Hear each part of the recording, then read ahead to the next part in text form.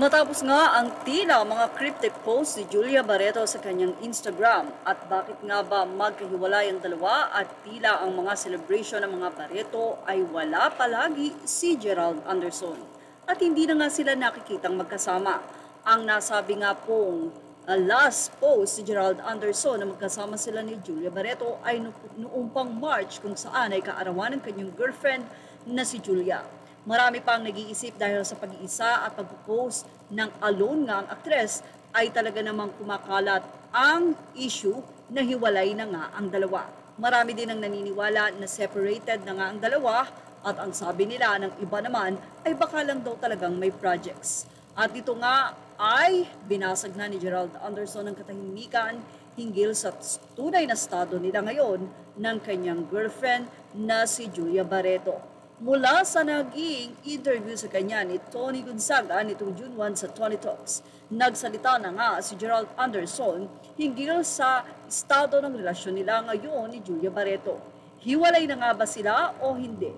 Nagsimula kasi ang break-up rumored na ito matapos mag-post si Gerald sa kanyang Instagram ng mga larawan at mga video nito recently sa kanyang mga bakasyon kasama ang kanyang inang si Evangeline nitong May 23.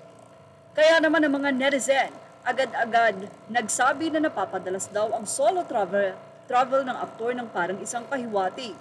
Ang huling post kasi ni Gerald ay kasama niya si Julia ay noong pang March kung saan ay kaarawan nga ni Julia at sila nga ay nag-ride.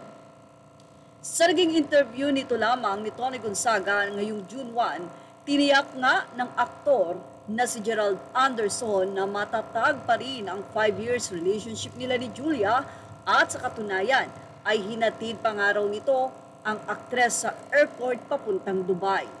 Well, hindi talaga basihan na dapat lagi silang magkasama at kung sakaling hindi magkasama, hindi basihan na sila ay hiwalay na. Say pa ni Gerald, we're okay. At dinagdag pa niya, nakakalungkot daw kasi na naging basihan na ng mga netizen ng breakup rumor kung nag-unfollow sa isa't isa o walang picture na magkasama ang nasabi nga po mga couple ng celebrity. Say pa ni Gerald, isa raw sa nagustuhan niya kay Julia Barreto ay ang pagiging mapagmahal nito at napaka-mature nitong mag-isip. It inspired me to be better and give her yung 100% ko always, yung best version ko. Wow! Marami nga ang napawaw sa naging pagpapahayag na ito ni Gerald Anderson. Isang patunay na talagang nag-mature na rin ang pag-respeto nito sa isang relasyon. At ito ay natagpuan nga niya kay Julia. Well, matatahimik na nga po ang mga fans nila Julia at nitong si Gerald Anderson. Masaya na sila dahil mismo si Gerald ang umamin na maayos ang kanilang relasyon.